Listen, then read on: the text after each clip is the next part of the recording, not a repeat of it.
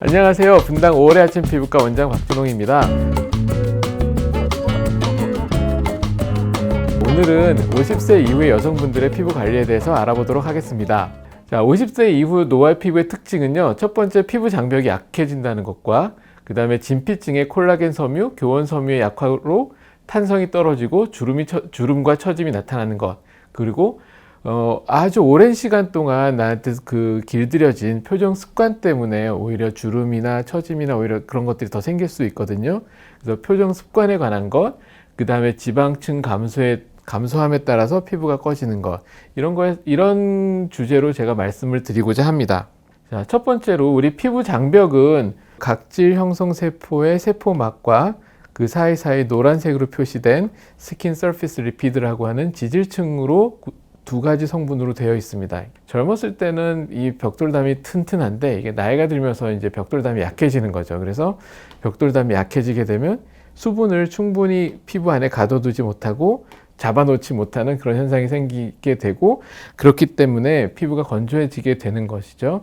그래서 이제 보습이 그렇기 때문에 보습이 가장 중요한데요. 꼭 바르는 것만이 아니라 세안부터가 굉장히 중요합니다. 무슨 말이냐면 피부 장벽에 포함된 이 지질 성분이 기름 성분이기 때문에 세안제에 의해서 다 닦여나갈 수가 있거든요. 이중 세안을 한다든지, 어떤 분들은 화장하고 나서 지울 때 클렌징 티슈로 닦아내고 그 다음에 오일 클렌저 쓰고 또 폼 클렌저 쓰고, 세안을 너무 강하게 하시는 분들이 있는데 그렇게 되면은 피부 장벽이 더 쉽게 약화돼서 문제가 될 수가 있거든요. 그래서 보습의 시작은 세안 단계에서부터, 세안을 너무 과하지 않게 해야 되고, 세안을 과하지 않게 하려면 색조 화장도 너무 두껍게 하거나 진하게 하면 안 되고 알맞게. 그래서 보습을 할 때 가장 중요한 것은 알맞은 색조 화장, 알맞은 세안, 그 다음에 보습제, 이렇게 생각하시면 되겠습니다. 그래서 보습제를 바르는 거에만 너무 신경 쓰지 말고 세안과 화장과 세안 단계도 신경을 좀 많이 써야 되겠고요. 그 다음에 보습제에서 가장 중요한 것은 콜레스테롤과 세라마이드인데, 특히 콜레스테롤 성분이 굉장히 중요해요. 콜레스테롤은 이 피부 지질막의 이 사이사이 틈새를 메꿔주는 역할을 하는데요. 이 콜레스테롤이 우리 몸에서는 굉장히 그 혈관도 막히게 하고 성인병도 유발시키게 하는 굉장히 안 좋은 존재라고 생각이 되는데, 우리 피부에서는 굉장히 중요한 성분입니다. 그래서 콜레스테롤 성분이 충분히 포함된 보습제를 바르는 거 굉장히 중요하고요. 또 하나는 고지혈증 약을 복용하시는 분들이 피부가 건조하고 피부 장벽이 안 좋게 되어 있는 경우가 굉장히 많아요. 왜냐하면 고지혈증 약을 먹게 되면 우리 피부에 있는 콜레스테롤도 떨어지게 되거든요. 그래서 고지혈증 약을 복용하시는 분들 같은 경우는 내과 선생님과 잘 상의해서 하셔서, 고지혈증 약 꼭 드셔야 합니다 라든지 수치가 굉장히 높다 그러면은 좀 꼭 이제 그 말씀을 따라야 되겠지만, 그렇지 않은 경우는 되도록이면 약을 좀 줄이고 운동 또는 식이요법으로 좀 조절을 하셔서 피부 장벽을 좀 보호하는 쪽으로 생각을 하시는 게 피부 건강을 유지할 때는 상당히 도움이 됩니다. 그 다음에 이제 자외선 차단제가 굉장히 중요하죠. 자외선 자체가 피부 노화를 일으키는 가장 강력한 그 원인이기 때문에 자외선 차단제가 중요한데, 문제는 아까 제가 이전에 말씀드린 것처럼 피부 장벽이 약한 경우 자외선 차단제를 사용하고 나서 지울 때 피부가 오히려 더 건조해지고 피부 장벽이 무너지는 경우가 많거든요. 그래서 자외선 차단제를 사용할 때도 내 피부 장벽의 상태에 따라서 잘 사용하셔야 되고, 제품 선택에서도 제품을 선택할 때 예를 들어서 바닷가를 놀러 간다든지 골프를 하신다든지 등산을 가신다든지 이렇게 야외에 가실 때는 땀이 씻겨 나가지 않는 제품을 써야 되겠지만, 일상생활을 하실 때는 오히려 잘 지워지는 제품을 쓰셔서 피부 장벽을 좀 보호하는 쪽도 생각을 꼭 해보셔야 된다는 것이죠. 그래서 세안 과정에서의 피부 장벽 손상에 대해서 꼭 생각을 해보시고 거기에 맞는 제품을 선택하시는 것이 굉장히 중요합니다. 자, 그럼 화장품에 대해서 살펴본다면 아까 말씀드린 것처럼 보습제는 콜레스테롤과 세라마이드 성분이 굉장히 중요하고, 특히 콜레스테롤 성분이 충분히 들어가 있는 제품을 선택하는 것이 가장 중요한 것이고요. 가벼운 세안과 함께 화장품 다이어트 굉장히 중요하죠. 그래서 화장품을 최대한 줄여서 최소한 꼭 필요한 것만 사용하는 거 꼭 잊어버리시면 안 되고요.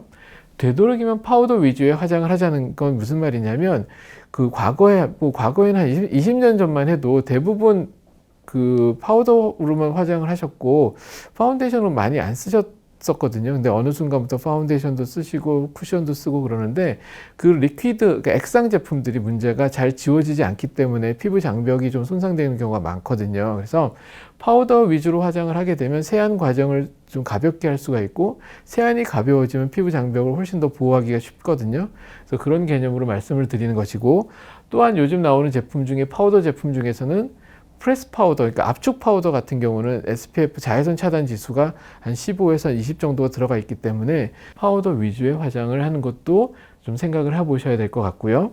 천연 제품, 유기농 제품 이렇게 해서 많이 광고를 하면서 제품이 시중에 나와 있는데 오히려 식물성 성분을 추출하는 과정 중에서 불필요한 성분이 또 들어갈 수도 있고 원료와 함께 그 방부 성분이 같이 들어가 있는 경우도 많기 때문에 오히려 천연이나 추출물 성분이 많은 유기농 제품들이 더 트러블이 많이 나는 경우도 실제로 많거든요. 그래서 천연 유기농 성분만 너무 고집하시지 말고 부작용이나 이런 거에 대해서 확실하게 통계가 나와 있고 우리가 알고 있는 성분으로 되어 있는 제품들이 오히려 더 안전할 수 있다는 거 꼭 생각을 해보셔야 됩니다.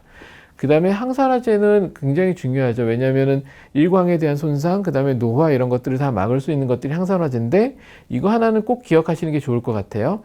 가장 강력한 항산화제는 비타민C입니다. 그래서 비타민C 제품들, 비타민C 앰플, 비타민C 위주로 된 화장품 같은 거는 잘 사용하시는 게 굉장히 도움이 되고 비타민C, 먹는 비타민C도 굉장히 중요하죠. 그래서 하루에 1000mg, 1g 정도의 비타민C는 꾸준히 복용하시는 게 굉장히 도움이 됩니다. 그 다음에 주름에 대해서 말씀드리면요. 주름에 대면 대부분 떠오르는 것이 보톡스를 떠오르시죠. 보톡스, 필러 이렇게 떠오르시는데 나이 들어서 생기는 자연스러운 주름은 그 주름에 대해서 너무 거부를 하지 마시고요. 자연스럽게 받아들이시고 온화하고 좋은 표정이 다 주름에서 나오는 거거든요.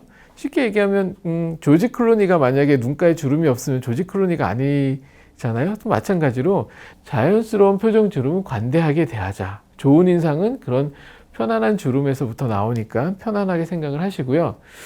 이분 같으면은 좀 문제가 있을 것 같은데 너무 찡그리고 있어서 이렇게 좀 약간 험한 표정이 아니시면 좀 잘 관대하게 받아들이시는 게 좋을 것 같고요. 그 다음에 그 스티바 굉장히 유명하죠. 딥페린, 스티바 이런 그 레티놀 성분의 연고제는 꾸준히 발라주면 잔주름이나 이런 데 충분히 그러니까 노화를 예방해주고 자글자글한 잔주름을 개선시키는 효과가 분명히 있습니다. 자극이 될 수 있다는 게 문제인데 자극되지 않는 한도 내에서 꾸준히 잘 발라주시면 좋은 효과를 보실 수가 있고 피부과 전문의 선생님 병원을 방문하셔서 처방을 받아서 관찰 하에 잘 사용하시면 되고요. 보톡스 필러는 좀 신중하게 판단하셔야 될 게 쉽게 얘기하면 이마주름만 제가 놓고 설명을 드리면 이마주름이 왜 생겼냐 하면은 나이가 들면서 눈꺼풀이 좀 늘어나고 눈 뜨기가 힘들어지기 때문에 눈을 바짝 뜨기 위해서 이마주름이 생기는 거예요. 근데 여기다 보톡스를 넣어서 보톡스는 이제 근육의 움직임을 마비시켜서 주름을 펴는 건데 이마에 주름이 생겼다고 해서 여기를 펴버리면 눈이 이렇게 떨어질 수밖에 없거든요. 그래서 이제 많은 분들이 경험상 보톡스 맞았더니 눈이 불편해요. 이런 지금 50대 이후의 분들은 오히려 그런 증상을 느끼실 수가 있거든요. 그래서 보톡스를 맞을 때도 그 피부과나 성형외과 전문의 선생님이 진료하에 좀 신중하게 맞으시는 것이 좋을 것 같고요. 그 다음에 이제 먹는 거나 이런 거는 비타민 C, 비타민 B, 비타민 D, 오메가3, 프로바이오틱스, 유산균. 얘네들은 꼭 필수적으로 좀 잘 챙겨 드시는 거 좋고요. 근데 요즘 뭐 거의 다들 잘 챙겨 드시더라고요. 그래서 꼭 요거는 필수적인 거니까 잘 챙겨 드시고 피해야 될 것은 단 거, 유제품, 밀가루 이러면 이제 이거 빼면 이제 먹을 게 없다고도 하실 수도 있지만 되도록이면 이제 피하는 거, 특히 단 거는 꼭 피해 주시고 조심하셔야 되고요. 그 다음에 충분한 수면 굉장히 중요하죠. 이건 뭐 더 이상 뭐 얘기할 필요 없을 만큼 중요한데 충분한 수면. 이 정도는 피하고 이 정도는 잘 챙겨 먹자. 이 정도만 잘 생각하시면 될 것 같고요. 나이 50대가 넘어가면서부터 그 50이라는 숫자의 압박 때문에 고민이 많으셨을 텐데요. 제가 알려드린 대로 잘 따라 하시면 충분히 좋은 피부를 가꾸실 수 있을 것이라고 생각됩니다. 감사합니다.